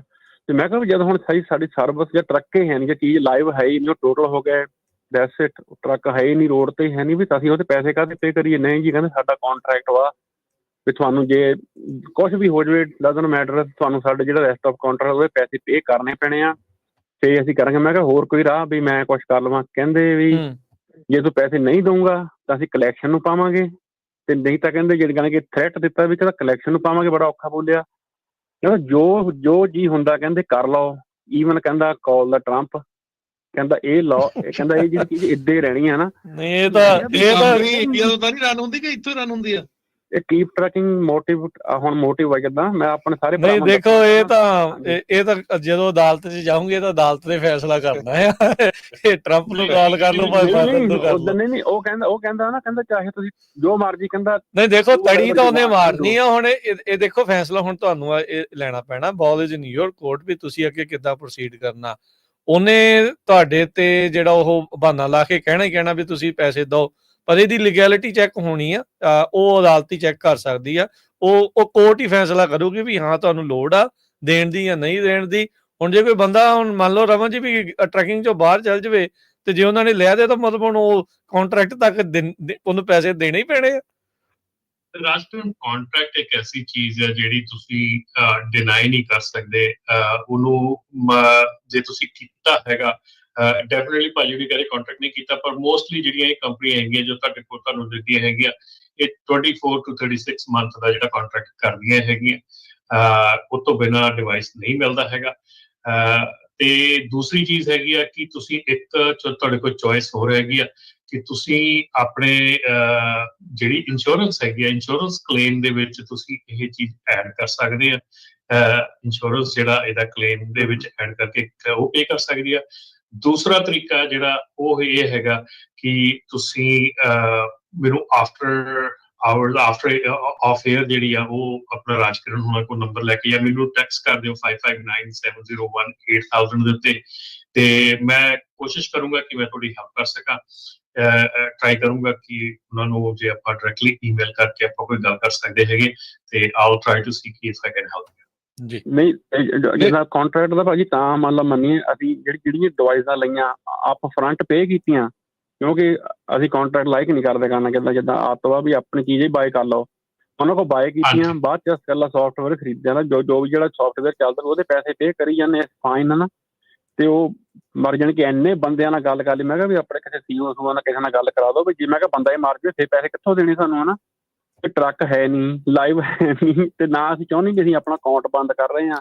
ਤੇ ਤੁਸੀਂ ਏਦਾਂ ਕਰ ਲਿਓ, ਇੱਕ ਤਾਂ ਭਾਜੀ ਰਮਨ ਭਾਜੀ ਨਾਲ ਬਾਅਦ ਚ ਕਰ ਲਿਓ ਗੱਲ, ਵਕੀਲ ਦੇ ਨਾਲ ਪਹਿਲਾਂ ਗੱਲ ਕਰ ਲਿਓ ਇਹਨਾਂ ਦੇ ਨਾਲ ਵੀ। ਤੇ ਬਾਕੀ ਆਈ ਥਿੰਕ ਰਮਨ ਜੀ ਜਿਹੜੇ ਏਦਾਂ ਦੇ ਕੰਟਰੈਕਟਸ ਵੀ ਕਈ ਹੁੰਦੇ ਆ ਨਾ ਵੀ ਜਿਹੜੇ ਲੋਕਾਂ ਨੂੰ ਇੱਕ ਹਿਸਾਬ ਦੇ ਨਾਲ ਤਾੜਦੇ ਆ, ਕੋਰਟਾਂ ਉਹਨਾਂ ਦਾ ਵੀ ਬਹੁਤ ਕਈ ਵਾਰੀ ਕਰਦੀਆਂ। ਸੋ ਆਈ ਥਿੰਕ ਜੇ ਗੱਲਬਾਤ ਨਾਲ ਨਹੀਂ ਮਾਮਲਾ ਸੁਲਝਦਾ ਫਿਰ I think that's next step. ਇਹ ਤਾਂ ਹੁਣ ਤੁਹਾਨੂੰ ਏਦਾਂ ਹੀ ਫਿਰ ਉਸ ਤੋਂ ਬਾਅਦ ਕਰਨਾ ਪੈਣਾ। ਯਾਨੀ ਕਿ ਬਾਕੀ ਰੀਜ਼ਨ ਭਾਜੀ ਮੇਰਾ ਇਹ, ਮੈਂ ਕਿਹਾ ਜਦੋਂ ਆਪਣੇ ਸਾਰੇ ਜਿੱਦਾਂ ਆਪਣੀ ਸਾਰੀ ਕਮਿਊਨਿਟੀ ਮੋਸਟਲੀ ਇਹਨਾਂ ਦੀ ਲੌਗ ਬੁੱਕਾਂ ਵਰਤਦੀਆਂ ਆ, ਮੈਂ ਉਹਨਾਂ ਨੂੰ ਵੀ ਦੱਸਣਾ ਚਾਹੁੰਦਾ ਆਪਣਾ ਤੁਸੀਂ ਸਾਰੇ ਭਾਈ ਦੇਖ ਸਕਦੇ ਆ ਕਿ ਇੱਦਾਂ ਦੀ ਗੱਲਬਾਤ ਹੈਗੀ ਆ, ਕੋਈ ਤੁਹਾਨੂੰ ਪਹਿਲੇ ਸੌਟ ਆਊਟ ਕਰ ਸਕਦੇ। ਹੁਣ ਮੰਨ ਲਓ ਅਸੀਂ ਜ਼ਿਆਦਾ ਬੈਂਕ ਰਾਪੀ ਬਣ ਨੂੰ ਰਾਈਟ, ਤਾਂ ਟਰੱਕਿੰਗ ਤਾਂ ਉੱਦਾਂ ਨਹੀਂ ਚੱਲ ਰਹੀ, ਬੰਦਾ ਕਹਿੰਦਾ ਵੀ ਮੈਂ ਆਪਣੇ ਖਰਚੇ ਘਟਾਵਾਂ, ਟਰੱਕ ਜਿਹੜੇ ਖੜੇ ਆ ਉਹਨਾਂ ਨੂੰ ਜਿੱਦਾਂ ਲੌਗ ਆਪਾਂ ਖਰਚੇ ਨਾ ਪੇ ਕਰੀਏ ਉਹਨਾਂ ਦੇ। ਤੇ ਮੈਂ ਕਿਹਾ ਵੀ ਤੁਸੀਂ ਤਾਂ ਪੁੱਠਾ ਕਰ ਰਹੇ ਸਾਨੂੰ, ਹਨਾ ਵੀ ਜਦ ਕੰਮੇ ਹੈ ਨਹੀਂ। ਨਹੀਂ ਬਿਲਕੁਲ ਨਹੀਂ। ਦੇਖੋ ਪ੍ਰੈਡੇਟਰੀ ਕੰਟਰੈਕਟਸ ਹੁੰਦੇ ਨੇ, ਇਹ ਹੋ ਸਕਦਾ ਵੀ ਇਹ ਉਸ ਕੈਟਾਗਰੀ ਦੇ ਵਿੱਚ ਆ ਸਕਦਾ ਹੋਵੇ, ਆਈ ਡੋਂਟ ਨੋ। ਇਹ ਤਾਂ ਜਿਹੜੀ ਅਦਾਲਤ ਆ ਉਹੀ ਇਵੈਂਚੁਅਲੀ ਇਸ ਦੇ ਉੱਤੇ ਫੈਸਲਾ ਜਿਹੜੀ ਉਹ ਕਰ ਸਕਦੀ ਹੈ। ਤੁਹਾਨੂੰ ਜ਼ਰੂਰ ਡੈਫੀਨੇਟਲੀ ਇਸ ਦੇ ਵਿੱਚ ਅੱਗੇ ਰਾਹ ਲੈਣਾ ਚਾਹੀਦਾ। ਤੇ ਬਾਕੀ ਪ੍ਰੋਗਰਾਮ ਦੇ ਬਾਅਦ ਚ ਰਮਨ ਹੋਣਾ ਦੇ ਨਾਲ ਤੁਸੀਂ ਜ਼ਰੂਰ ਕੰਟੈਕਟ ਕਰ ਲਿਓ ਜੀ। ਥੈਂਕ ਯੂ ਮਨਦੀਪ ਭਾਜੀ। ਸਰੋਤੇ ਨਾਲ ਇਦਾਂ ਵਾਪਰੀ ਹੋਵੇ ਜਾਂ ਉਹ ਵੀ ਜ਼ਰੂਰ ਸਾਨੂੰ ਦੱਸ ਦੇਣ। ਪਰ ਰਮਨ ਜੀ ਇੰਸ਼ੋਰੈਂਸ ਵਾਲੇ ਕੇਸ ਬੇਸ ਤੇ ਇਹਨਾਂ ਨੂੰ ਕਲੇਮ ਦੇ ਸਕਦੇ ਆ? I don't think so. ਕੋਸ਼ਿਸ਼ ਆ ਹਰਜੋਤ ਭਾਜੀ, ਇਟਸ ਨਾਟ ਲਾਈਕ ਕਿ ਸੈਡ ਐਂਡ ਡਨ ਹੈਗਾ, ਬਟ ਕਈ ਵਾਰੀ ਇੰਸ਼ੋਰੈਂਸ ਜਿਹੜੀ ਹੈਗੀ ਆ ਉਹ ਜਿਹੜਾ ਇਕਵਿਪਮੈਂਟ ਵਿੱਚ ਲੱਗਾ ਹੈਗਾ ਉਹਦਾ ਕਲੇਮ ਪੇ ਕਰ ਦਿੰਦੀ ਹੈ। ਪਰ ਇਕਵਿਪਮੈਂਟ ਤਾਂ ਇਹਨਾਂ ਦੇ ਕੋਲ ਹੀ ਆ ਨਾ, ਉਹ ਤਾਂ ਜੇ ਚੋਰੀ ਹੋਵੇ ਤਾਂ ਹੋ ਸਕਦਾ ਜਾਂ ਹੋਰ ਸੜ ਗਿਆ ਨਾ, ਡੈਮੇਜ ਵੀ ਹੋ ਸਕਦਾ ਕਿਉਂਕਿ ਟਰੱਕ ਟੋਟਲ ਹੋ ਗਿਆ। ਜੀ ਚਲੋ, ਸੋ ਕਈ ਚੀਜ਼ਾਂ ਨੇ, ਕਈ ਕੁਛ ਜਿਹੜੀਆਂ ਹਰ ਵਾਰੀ ਕੋਈ ਨਾ ਕੁਛ ਨਵੀਂ ਚੀਜ਼ ਜਿਹੜੀ ਉਹ ਬਣ ਜਾਂਦੀ ਹੈ, ਸੋ ਦੇਖਣਾ ਪੈਂਦਾ ਹੈ ਕਿੱਥੇ ਤੱਕ ਜਾਂਦੀ ਗੱਲ। ਹਾਂਜੀ ਮੱਖਣ ਸਿੰਘ ਜੀ। ਹਾਂਜੀ ਸਤਿ ਸ੍ਰੀ ਅਕਾਲ ਤਿੰਨੇ ਭਰਾਵਾਂ ਨੂੰ ਜੀ। ਸਤਿ ਸ਼੍ਰੀ ਅਕਾਲ ਜੀ। ਸਤਿ ਸ਼੍ਰੀ ਅਕਾਲ। ਹਾਂਜੀ ਭਾਜੀ, ਮੇਰੇ ਟਰੱਕ ਨੂੰ ਅੱਗ ਲੱਗੀ ਸੀ ਪਿਛਲੇ ਸਾਲ, ਤੇ ਲੋਡ ਭਰਿਆ ਹੋਇਆ ਤਾਂ ਟਰੇਲਾ ਬਚ ਗਿਆ ਤਾਂ ਨਿਊ ਜਰਸੀ ਵਾਲਿਆਂ ਨੇ, ਟੋਇੰਗ ਵਾਲਿਆਂ ਨੇ $47,000 ਦਾ ਬਿੱਲ ਬਣਾਇਆ, ਤੇ ਜਿਹੜੀ ਮੇਰੀ ਕੰਪਨੀ ਦੀ ਇੰਸ਼ੋਰੈਂਸ ਸੀ ਉਹ ਦੇ ਕੇ ਗਈ $20,000 ਹੱਥ ਖੜੇ ਕਰ ਗਈ। ਮੇਰੀ ਜਿਹੜੀ ਫਿਜ਼ੀਕਲ ਡੈਮੇਜ ਸੀ ਉਹ ਹੈਗਾ ਤਾਂ $10,000, 10 ਉਹਨਾਂ ਨੇ ਦੇ ਦਿੱਤਾ। 17,000 ਚੱਕ ਕੇ ਕੰਪਨੀ ਨੇ ਮੇਰੇ ਜ਼ਿੰਮੇ ਪਾਤਾ, ਤੇ ਉੱਤੋਂ ਡਿਕਟੇਬਲ ਕੱਟਿਆ $1,500। ਕਿਆ ਇਹ ਸਹੀ ਹੈ? ਜੇ ਸਹੀ ਹੈ ਸੋਕੇ, ਜੇ ਨਹੀਂ ਤਾਂ ਮੈਨੂੰ ਦੱਸਿਓ ਕੋਈ ਗੱਲ। ਇਹ ਤਾਂ ਤੁਹਾਡੇ ਇੰਸ਼ੋਰੈਂਸ ਦੀ ਪਾਲਿਸੀ ਦੇ ਉੱਤੇ ਆਈ ਥਿੰਕ ਹਰਜੋਤ ਭਾਜੀ ਤੁਸੀਂ ਥੋੜਾ ਇੱਥੇ ਦੱਸ ਸਕਦੇ ਵੀ ਕਿੰਨਾ ਡਿਡਕਟੇਬਲ ਹੁੰਦਾ, ਕਿੱਦਾਂ ਪਾਲਿਸੀ ਲਈ ਹੁੰਦੀ ਹੈ ਨਾ ਉਸ ਹਿਸਾਬ ਦੇ ਨਾਲ। ਪਰ ਜਿਹੜੀ ਨਾ ਇਹ ਟੋਇੰਗ ਦਾ ਤਾਂ ਕਿੰਨੀ ਵਾਰੀ ਰਮਨ ਭਾਜੀ ਹੁਣੀ ਇਸ਼ੂ ਕੀਤਾ ਵੀ ਬਹੁਤ ਲੁੱਟ ਹੈਗੀ ਆ ਵੱਡੀ, ਹਨਾ, ਤੇ ਇਹਦੇ ਬਾਰੇ ਰਮਨ ਭਾਜੀ ਜਦ ਦੱਸ ਸਕਦੇ ਆ। ਠੀਕ ਹੈ ਕਿ ਨਹੀਂ?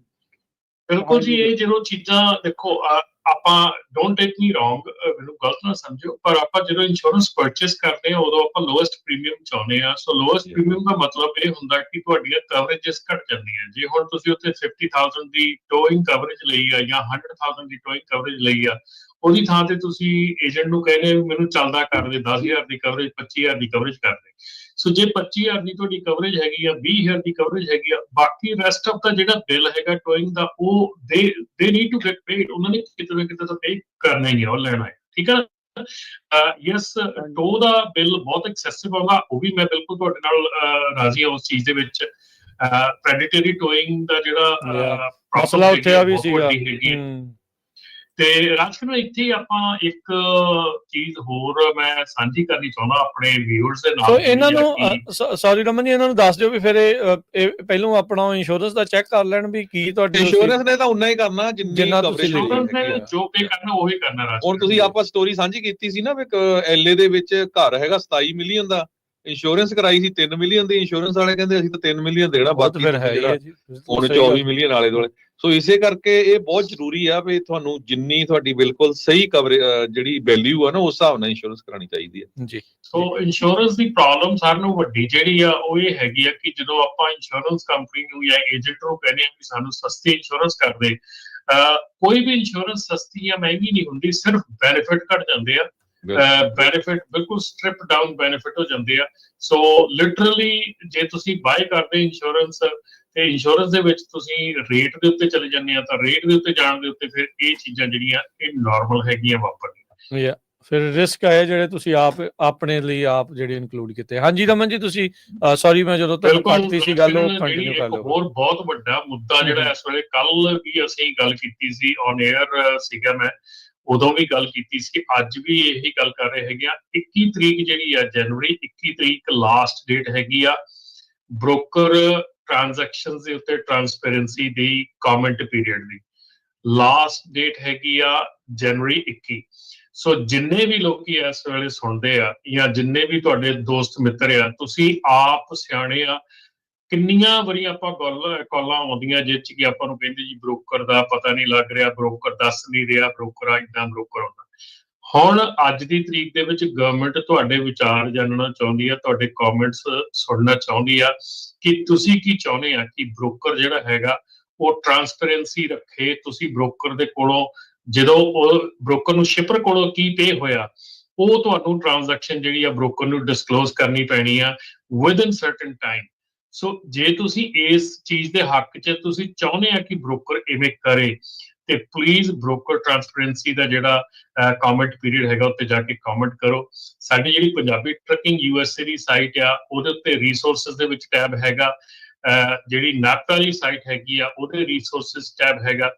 ਅਸੀਂ ਜਿੰਨਾ ਵੱਧ ਤੋਂ ਵੱਧ ਤੁਹਾਡੇ ਕੋਲੋਂ, ਜਿੰਨੇ ਜਣਿਆਂ ਕੋਲੋਂ ਵੱਧ ਤੋਂ ਵੱਧ ਤੁਹਾਡੇ ਕੋਲੋਂ ਕਮੈਂਟ ਕਰਨ ਦੇ ਕਰੋ, ਕਿਉਂਕਿ ਅੱਗੇ ਅਸੀਂ ਡਿਟੈਂਸ਼ਨ ਟਾਈਮ ਤੇ ਵੀ ਇਵੇਂ ਹੀ ਬਹੁਤ ਜ਼ਿਆਦਾ ਰੌਲਾ ਪਾਇਆ ਸੀਗਾ, ਲੇਕਿਨ ਡਿਟੈਂਸ਼ਨ ਟਾਈਮ ਦੇ ਉੱਤੇ ਵੀ ਜਿਹੜੀ ਆ ਤੁਹਾਡੀ ਬਹੁਤ ਘੱਟ ਜਿਹੜੇ ਕਮੈਂਟਸ ਗਏ ਸੀਗੇ, ਇਸ ਕਰਕੇ ਡਿਟੈਂਸ਼ਨ ਟਾਈਮ ਦਾ ਵੀ ਕੁਝ ਨਹੀਂ ਬਣ ਸਕਿਆ।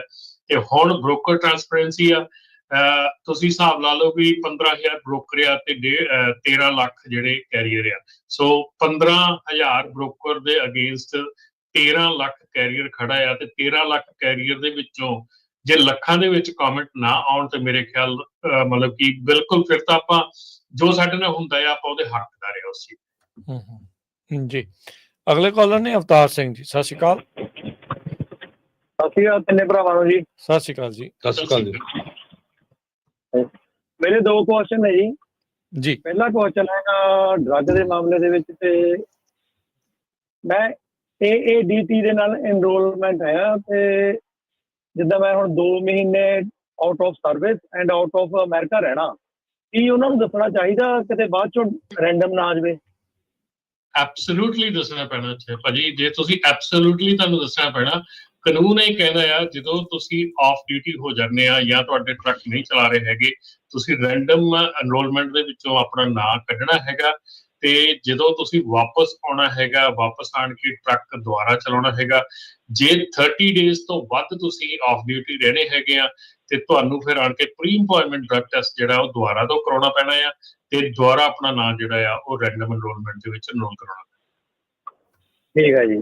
ਦੂਜਾ ਕੁਐਸਚਨ ਇਹ ਹੈ ਜੀ, CARB ਵਾਲਿਆਂ ਦੀ ਈਮੇਲ ਆਉਂਦੀ ਰਹਿੰਦੀ ਆ ਮਹੀਨੇ ਦੀ ਮਹੀਨੇ, ਜਿਹੜੀ ਹੁਣ ਈਮੇਲ ਆਈ ਆ ਉਹਦੇ ਵਿੱਚ 4 1 2 3 4, ਇੱਕ ਨੰਬਰ ਦੇ ਵਿੱਚ ABCD, 2 ਨੰਬਰ ਦੇ ਵਿੱਚ ABC, ਤੇ ਉਹਦੇ ਵਿੱਚ ਏਦਾਂ ਆਇਆ ਵੀ ਜਿਹੜੀ ਫੀਸ ਡਿਊਸ ਹੋਣ, ਤੇ ਨੰਬਰ 2 ਦੇ ਵਿੱਚ ਹੈਗਾ ਵੀ 90 ਡੇ ਦੇ ਵਿੱਚ 0 ਆ, 0 ਲਿਖਿਆ ਹੋਇਆ। ਇਹਦਾ ਮਤਲਬ ਵੀ 0 ਮਤਲਬ ਵੀ ਟਰੱਕ 90 ਡੇ ਤੋਂ ਬਾਅਦ ਫਿਰ ਸਮੋਕ ਪਾਸ ਕਰਾਉਣੀ ਹੈ?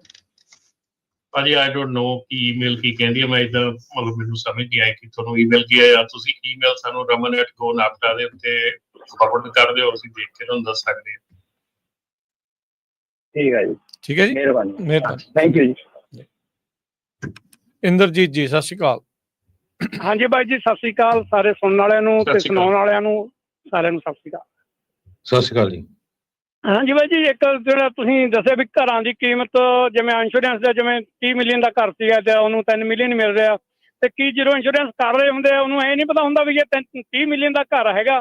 ਤੇ ਜੇ ਟਰੱਕਾਂ ਦੀ ਕਰਦੇ, ਟਰੱਕਾਂ ਦੀ ਵੀ ਪਹਿਲਾਂ ਉਹ ਟਰੱਕ ਵੈਲਿਊ ਪੁੱਛਦੇ ਆ, ਤੇ ਉਹਦੇ ਹਿਸਾਬ ਨਾਲ ਉਹਦੀ ਟਰੱਕ ਦੀ ਵੈਲਿਊ ਉਨੀ ਤਾਂ ਮਿਲਦੀ ਹੋਈ ਨਹੀਂ ਉਹਨੂੰ।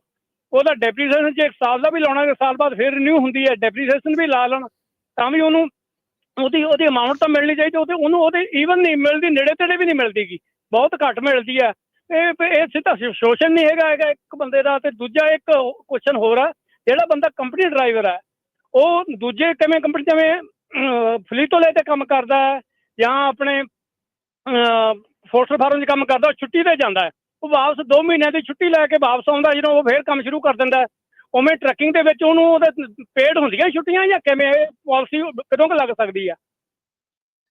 ਓਕੇ ਜੀ, ਇਹ ਜਿਹੜੀ ਪਹਿਲੀ ਤੁਸੀਂ ਗੱਲ ਕਹੀ ਆ, ਇਹਦਾ ਜਵਾਬ ਮੈਂ ਦੇ ਦਿਆਂ ਕਿ ਅਮਰੀਕਾ ਦੇ ਵਿੱਚ ਜਿਹੜੀ ਇੰਸ਼ੋਰੈਂਸ ਹੈਗੀ ਆ, ਇਹਨੂੰ ਮੈਂ ਗਿਣਦਾ ਕਿ ਬਹੁਤ ਵੱਡਾ ਸਕੈਮ ਹੈਗਾ ਆ, ਜਿਹਦੇ ਵਿੱਚ ਕਿ ਬਿਲਕੁਲ ਡੈਫੀਨੇਟਲੀ ਮੈਂ ਤੁਹਾਡੇ ਨਾਲ ਰਾਜ਼ੀ ਹੈਗਾ ਕਿ ਜਦੋਂ ਪੇਮੈਂਟ ਲੈਣੀ ਆ, ਵਧਾਉਣੀ ਆ, ਹਰ ਇੱਕ ਦੀ ਪੇਮੈਂਟ ਵੱਧ ਜਾਂਦੀ ਆ, ਹਰ ਇੱਕ ਦੀ ਪੇਮੈਂਟ ਜਿਹੜੀ ਆ ਉਹ ਐਕਸੈਸਿਵ ਹੋ ਜਾਂਦੀ ਆ।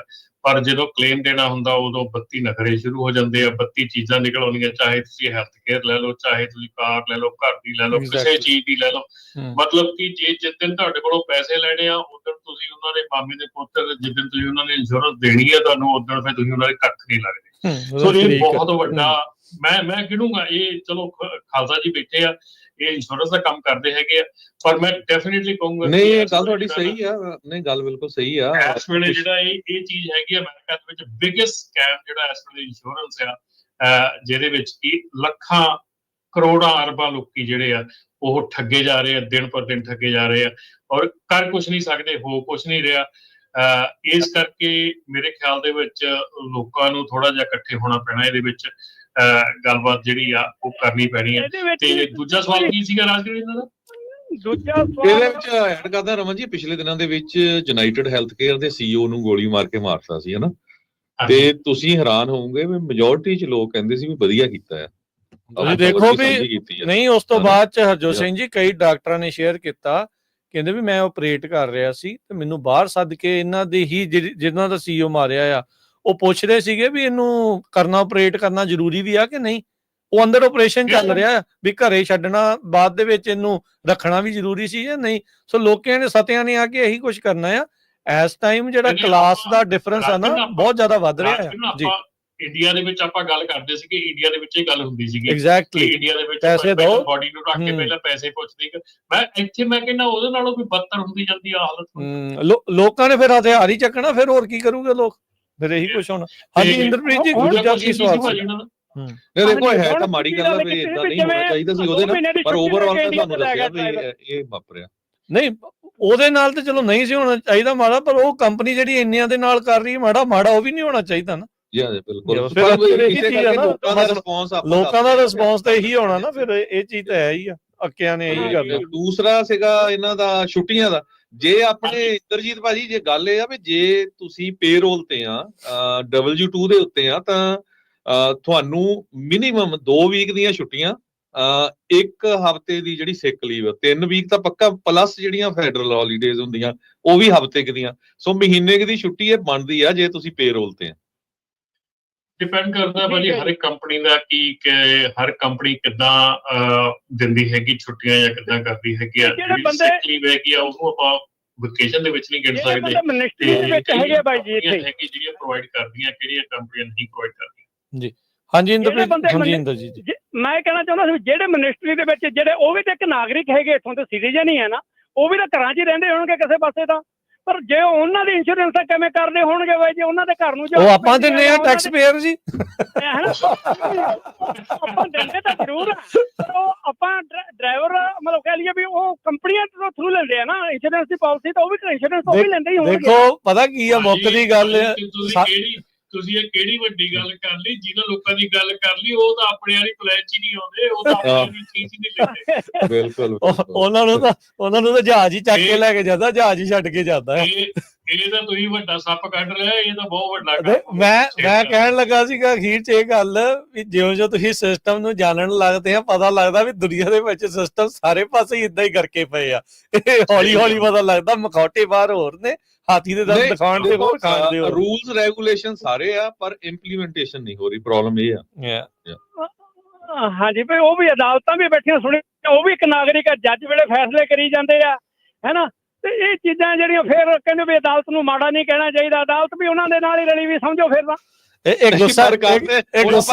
ਕਿਤੇ ਮਿਲੀਅਨ ਦਾ ਹੁੰਦਾ ਕਲੇਮ, ਹਨਾ, 40 ਮਿਲੀਅਨ ਜੱਜ ਦੇ ਦਿੰਦਾ ਤੇ ਉਹ ਮੁੜ ਕੇ ਕੰਪਨੀ ਬੈਂਕਰਪਸੀ ਕਰ ਦਿੰਦੀ। ਨਾ ਜੀ ਨਾ, ਮੈਂ ਤੁਹਾਨੂੰ 100 ਰੱਸਿਆਂ ਦੀ ਸਿਰੇ ਦੇ ਗੰਢ ਇੱਕੋ ਗੱਲ ਕਹਿ ਦਿੰਦਾ, ਜਿੰਨੀ ਦੇਰ ਤੱਕ ਤੁਸੀਂ local politics, local grass root level ਤੇ ਆਪਣੇ ਨਿੱਕੀਆਂ ਮੀਟਿੰਗਾਂ, ਨਿੱਕੀ ਥਾਂ ਤੇ ਤੁਸੀਂ ਨਹੀਂ ਆਪਣੇ ਇਨਵੋਲਵ ਹੁੰਦੇ, ਨਹੀਂ ਉੱਥੇ ਜਾਂਦੇ, ਨਹੀਂ ਆਪਣੀ ਵੌਇਸ ਰੇਜ਼ ਕਰਦੇ, ਉਨੀ ਦੇਰ ਤੱਕ ਇਹ ਜਿਹੜੀਆਂ ਚੀਜ਼ਾਂ ਇਹ ਹੁੰਦੀਆਂ ਰਹਿਣੀਆਂ।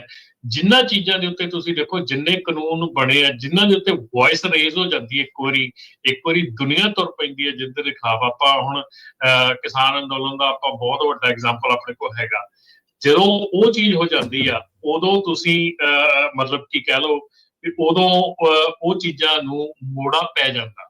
ਸੋ ਇਸ ਕਰਕੇ ਇਹਨਾਂ ਸਾਰਿਆਂ ਦਾ ਜਿਹੜਾ ਹੈਗਾ ਆ ਪੁਆਇੰਟ ਹੈਗਾ ਜਾਂ ਆਨਸਰ ਹੈਗਾ, ਉਹ ਇਹ ਹੈਗਾ ਕਿ ਆਪਣਾ ਜਦੋਂ ਕਾਨੂੰਨ ਮੇਕਿੰਗ ਹੁੰਦੀ ਆ, ਜਦੋਂ ਲਾਅ ਮੇਕਿੰਗ ਚੱਲਦੀ ਆ, ਜਦੋਂ ਤਰੀਕੇ ਚੱਲਦੇ ਆ, ਸਾਰਾ ਕੁਝ ਚੱਲਦਾ ਆ, ਉਹਨਾਂ ਦੇ ਵਿੱਚ ਹਿੱਸਾ ਲੈਣਾ, ਉਹਨਾਂ ਦੇ ਵਿੱਚ ਪਾਰਟਿਸਿਪੇਟ ਕਰਨਾ। ਇਹ ਇੱਕ ਦਿਨ ਦੇ ਵਿੱਚ ਇਹ ਬਿਮਾਰੀ, ਜਿੱਦਾਂ ਆਪਾਂ ਨਹੀਂ ਕਹਿੰਦੇ ਵੀ ਕੈਂਸਰ ਦੀ ਬਿਮਾਰੀ ਆ ਤੇ ਸਿਰ ਪੀੜ ਦੀ ਗੋਲੀ ਨਾਲ ਨਹੀਂ ਹਟਣੀ। It will take time, but we all have to do are chemotherapy ਕਰਨੀ ਪੈਣੀ ਹੈ ਜੀ। ਬਿਲਕੁਲ, ਥੈਂਕ ਯੂ ਇੰਦਰਜੀਤ ਜੀ, ਥੈਂਕ ਯੂ ਕਾਲ ਦੇ ਲਈ। ਬੜੀ ਓਕੇ, ਚਲੋ ਠੀਕ ਹੈ ਜੀ, ਓਕੇ। ਇੱਕ ਛੋਟੀ ਜੀ ਕੁਇਕ ਬ੍ਰੇਕ ਲੈਣੀ ਆਪਾਂ ਤੇ ਬਸ ਉਸ ਤੋਂ ਬਾਅਦ ਮੁੜਦੇ ਆ ਤੇ ਫਿਰ ਰਹਿ ਗਏ ਜਿਹੜੇ ਕਾਲਰਸ ਉਹਨਾਂ ਨਾਲ ਕਰਦੇ ਆਪਾਂ ਗੱਲਬਾਤ। ਜੁੜੇ ਰਹੋ ਏਦਾਂ ਹੀ ਪੰਜਾਬੀ ਰੇਡੀਓ USA ਦੇ ਨਾਲ।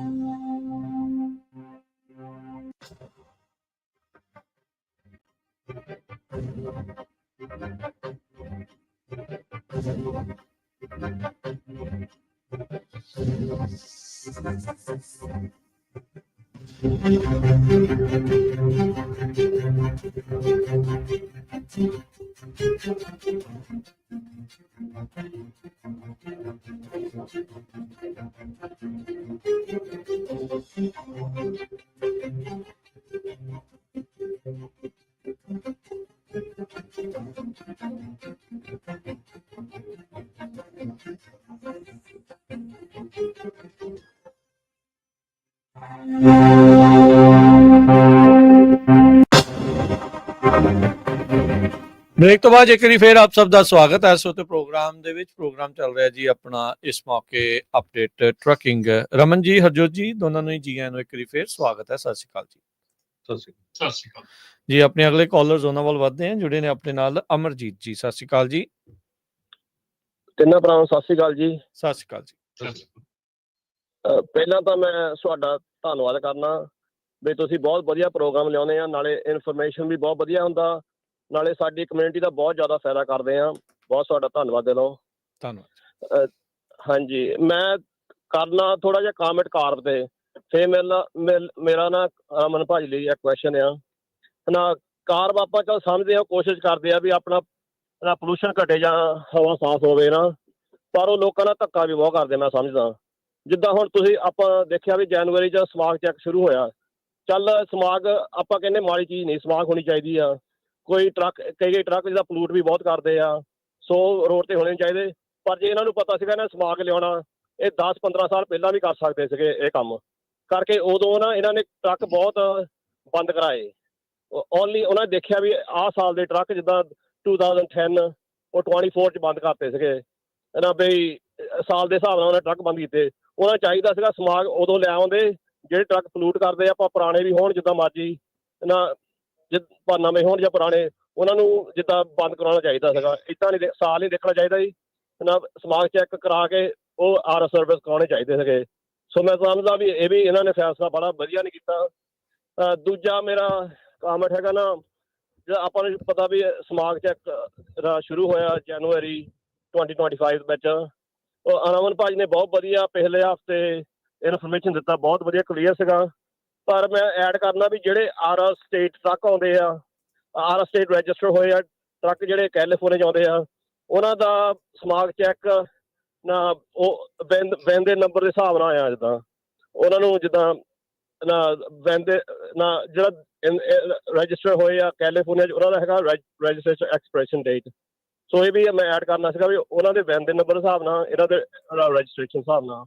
ਮੇਰਾ ਸਵਾਲ ਰਮਨਦੀਪ ਭਾਜੀ ਨੂੰ ਇਹ ਆ ਵੀ ਨਾ, ਜਿੱਦਾਂ ਜਿਹੜੇ ਟਰੱਕ ਆਰ ਸਟੇਟ ਰਜਿਸਟਰ ਹੋਏ ਆ ਪਰ ਕੈਲੀਫੋਰਨੀਆ 'ਚ ਆਉਂਦੇ ਆ, ਉਹਨਾਂ ਨੂੰ ਸਮਾਗ ਚੈੱਕ ਇੱਕ ਵਾਰੀ ਸਾਲ ਚਾਹੀਦਾ ਕਿ 2 ਵਾਰੀ ਸਾਲ ਚਾਹੀਦਾ? ਜਿੱਦਾਂ ਮੈਂ ਜਿਹੜੇ 6 ਵੀਡੀਓ ਉਹਨਾਂ ਨੇ ਆਨਲਾਈਨ ਪਾਈਆਂ ਉਹ ਮੈਂ ਦੇਖੀਆਂ, ਉਹਦੇ ਵਿੱਚ ਮੈਨੂੰ ਇਹ ਇਨਫੋਰਮੇਸ਼ਨ ਮਿਲਿਆ ਵੀ ਜਿਹੜੇ ਬਾਹਰੋਂ ਟਰੱਕ ਆਉਂਦੇ ਆ ਆਰ ਸਟੇਟ ਪਰ ਰਜਿਸਟਰਡ ਆਰ ਸਟੇਟ ਹੋਏ ਆਉਂਦੇ ਕੈਲੀਫੋਰਨੀਆ 'ਚ, ਉਹਨਾਂ ਨੂੰ ਸਮਾਗ ਇੱਕ ਵਾਰੀ ਚਾਹੀਦਾ। ਪਰ ਮੈਂ ਕਾਰਬ ਵਾਲੇ ਨੂੰ ਫੋਨ ਕੀਤਾ ਸੀਗਾ, ਕਾਲ ਕੀਤਾ, ਉਹਨਾਂ ਨੂੰ ਵੀ ਬੜਾ ਪਤਾ ਨਹੀਂ ਹੁੰਦਾ। ਉਹ ਕਹਿੰਦੇ ਆ ਜਿਹੜੇ ਟਰੱਕ ਰਜਿਸਟਰ ਹੋਏ ਆ ਕੈਲੀਫੋਰਨੀਆ 'ਚ ਨਾ, ਉਹਨਾਂ ਦਾ ਸੇਮ ਰੈਗੂਲੇਸ਼ਨ ਆ ਜਿਹੜੇ ਟਰੱਕ ਆਰ ਸਟੇਟ ਰਜਿਸਟਰ ਹੋਏ ਆ ਪਰ ਕੈਲੀਫੋਰਨੀਆ ਆਉਂਦੇ ਆ। ਰਮਨ ਭਾਜੀ ਤੁਹਾਨੂੰ ਇਹ ਪਤਾ ਹੈਗਾ ਵੀ ਕਲੀਅਰ ਕਰ ਦਿਓ ਰਮਨ ਜੀ ਵੀ ਕਿੱਦਾਂ ਆ ਬਾਹਰੋਂ ਜਿਹੜੇ ਆ ਰਹੇ ਤੇ ਇੱਥੇ ਰਜਿਸਟਰਡ ਜਾਂ ਬਾਹਰ ਰਜਿਸਟਰਡ? ਸਮਾਗ ਚੈੱਕ ਸਾਰਿਆਂ ਦੇ ਲਈ ਇੱਕੋ ਹੀ ਆ, ਰੂਲ ਸਾਰਿਆਂ ਲਈ ਇੱਕੋ ਹੀ ਆ। ਕੋਈ ਬਾਹਰਲੇ ਟਰੱਕ ਲਈ ਡਿਫਰੈਂਟ ਨਹੀਂ ਗਾ, ਇੱਥੋਂ ਦੇ ਲਈ ਡਿਫਰੈਂਟ ਨਹੀਂ ਗਾ। ਇਸ ਸਾਲ 2 ਵਾਰੀ ਸਮਾਗ ਚੈੱਕ ਹੋਣਾ, ਅਗਲੇ ਸਾਲ 4 ਵਾਰੀ ਹੋਣਾ ਆ। ਜਿੰਨੇ ਵੀ ਟਰੱਕ ਚਾਹੇ ਉਹ ਕੈਲੀਫੋਰਨੀਆ ਦਾ ਬਾਹਰੋਂ ਆਉਂਦਾ ਆ, ਕੈਲੀਫੋਰਨੀਆ 'ਚ ਰਹਿੰਦਾ ਕੁਛ ਵੀ ਆ, ਉਹ ਸੇਮ ਰੂਲ ਹੈਗਾ, ਕਿਸੇ ਦਾ ਕੋਈ ਵੱਖਰਾ ਨਹੀਂ ਹੈਗਾ। ਸੋ ਕਾਰਬ ਦਾ ਜਿਹੜਾ ਬਿਲਕੁਲ ਡੈਫੀਨੇਟਲੀ ਇਹ ਜਿਹੜੀ ਗੱਲ ਭਾਜੀ ਨੇ ਕਹੀ ਆ ਕਿ ਅਸੀਂ ਇਹ ਬਹੁਤ ਦੇਰ ਪਹਿਲਾਂ ਜਦੋਂ ਮੀਟਿੰਗਸ ਹੋ ਰਹੀਆਂ ਸੀਗੀਆਂ CARB ਦੀਆਂ 16-17 ਦੇ ਵਿੱਚ ਇਹ ਮੀਟਿੰਗ ਜਦੋਂ ਗੱਲ ਚੱਲੀ ਸੀ ਸਮੋਕ ਚੈੱਕ ਦੀ, ਉਦੋਂ ਅਸੀਂ ਬਹੁਤ ਜ਼ਿਆਦਾ ਇਹ ਰੌਲਾ ਇਹਨਾਂ ਨੂੰ ਪਾਇਆ ਸੀਗਾ ਕਿ ਤੁਸੀਂ ਜੇ ਸਮੋਕ ਚੈੱਕ ਹੁਣੇ ਹੀ ਸ਼ੁਰੂ ਕਰਨਾ ਆ ਜਾਂ ਸਮੋਕ ਚੈੱਕ ਜਦੋਂ ਆਉਂਦੇ ਸਮੇਂ ਸ਼ੁਰੂ ਕਰਨਾ ਆ ਤੇ ਇਹ ਸਮੋਕ ਚੈੱਕ ਤੁਸੀਂ 10, 11, 12 ਦੇ ਵਿੱਚ ਕਿਉਂ ਨਹੀਂ ਸ਼ੁਰੂ ਕੀਤਾ। ਮੇਰਾ ਖੁਦ ਦਾ ਟਰੱਕ ਜਿਹੜਾ ਆ ਉਹ CARB ਦੇ ਵਿੱਚ ਨਾਨ ਕੰਪਲਾਇੰਟ ਹੋਣ ਖਾਤਰ ਮੈਨੂੰ ਵੇਚਣਾ ਪਿਆ। ਮੈਂ ਵੀ ਉਸੇ ਹੀ ਘੇਰੇ ਦੇ ਵਿੱਚ ਆਇਆ ਸੀਗਾ। ਮੇਰਾ 2006 ਦਾ ਟਰੱਕ ਸੀਗਾ, ਸੋ ਮੈਨੂੰ 2013 ਦੇ ਵਿੱਚ ਉਹ ਟਰੱਕ ਜਿਹੜਾ ਸੀਗਾ ਉਹ ਮਤਲਬ ਸਕ੍ਰੈਪ ਦੇ ਭਾਅ ਦੇਣਾ ਪਿਆ। ਸੋ ਇਹ ਗੱਲਾਂ ਜਿਹੜੀਆਂ ਇਹ ਬਿਲਕੁਲ ਸਹੀ ਹੈਗੀਆਂ। ਬਹੁਤ ਜਿਹੜੀਆਂ ਅਸੀਂ ਇੱਥੇ ਹੀ ਜਾ ਕੇ ਨਾ ਅਸੀਂ ਸਾਰਿਆਂ ਨੂੰ ਫਿਰ ਉਹ ਬਾਰ-ਬਾਰ ਇਹੋ ਗੱਲ ਕਹਿੰਦੇ ਆ, ਜਦੋਂ ਇਹ ਕਾਨੂੰਨ ਬਣ ਰਹੇ ਸੀਗੇ CARB ਦੇ ਕਾਨੂੰਨ ਮੈਂ 2013 ਤੋਂ ਅਗਰੈਸਿਵਲੀ CARB ਦੇ ਨਾਲ ਤੇ ਹੋਰ ਹਰ ਇੱਕ ਡਿਪਾਰਟਮੈਂਟ ਦੇ ਨਾਲ ਕੰਮ ਕਰਦਾ ਆ ਰਿਹਾ। ਮੈਂ ਕਦੀ ਵੀ ਉੱਥੇ ਨਹੀਂ ਦੇਖਿਆ ਵੀ ਕਿਸੇ ਵੀ ਮੀਟਿੰਗ ਦੇ ਵਿੱਚ 1 ਜਾਂ 2 ਤੋਂ ਵੱਧ ਆਪਣੇ ਬੰਦੇ ਆਣ ਕੇ ਕਦੀ ਕੋਈ ਆਪਣਾ ਜਿਹੜਾ ਐਕਸਪ੍ਰੈਸ ਕੀਤਾ ਹੋਵੇ, ਕਿਸੇ ਨੇ ਆਪਣਾ ਰੋਸ ਦਿਖਾਇਆ ਹੋਵੇ, ਕਿਸੇ ਨੇ ਆਪਣਾ ਗੁੱਸਾ ਜਤਾਇਆ ਹੋਵੇ, ਕਿਸੇ ਨੇ ਆਪਣੇ ਕਮੈਂਟਸ ਦਿੱਤੇ ਹੋਣ। ਜਿੰਨੀਆਂ ਵੀ CARB ਦੀਆਂ ਮੀਟਿੰਗਸ ਹੋਈਆਂ ਅੱਜ ਤੱਕ, ਮੈਂ ਮੈਕਸਿਮਮ 5 ਤੋਂ 7 ਬੰਦੇ ਸ਼ਾਇਦ ਹੀ ਕਿਸੇ ਮੀਟਿੰਗ ਦੇ ਵਿੱਚ ਦੇਖੇ ਹੋਣ, ਤੇ ਜੇ ਆਏ ਵੀ ਆ ਤੇ ਉਹ ਕਦੀ ਵੀ ਆਪਣਾ ਰੋਸ ਦਰਜ ਨਹੀਂ ਕਰਾਉਂਦੇ ਉੱਥੇ, ਜਾਂ ਕਦੀ ਵੀ ਆਪਣੇ ਉੱਥੇ ਬੋਲ ਕੇ ਦੱਸਦੇ ਨਹੀਂ ਵੀ ਅਸੀਂ ਸਾਨੂੰ ਕੀ ਦੁੱਖ ਹੈ, ਕੀ ਤਕਲੀਫ ਹੈ।